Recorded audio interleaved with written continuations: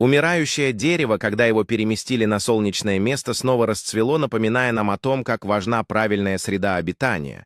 Каждый элемент окружающей среды от света до почвы играет свою роль в восстановлении жизни. Подобно этому дереву, мы тоже можем пережить трудные времена, если найдем подходящее место для роста. Важность поддержки со стороны окружающих не может быть недооценена, а любовь и забота могут творить чудеса. Когда мы находимся в позитивной обстановке, мы начинаем расцветать и развиваться наилучшим образом.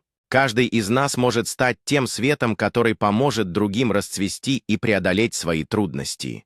Важно помнить, что даже самые маленькие изменения могут привести к большим результатам в нашей жизни.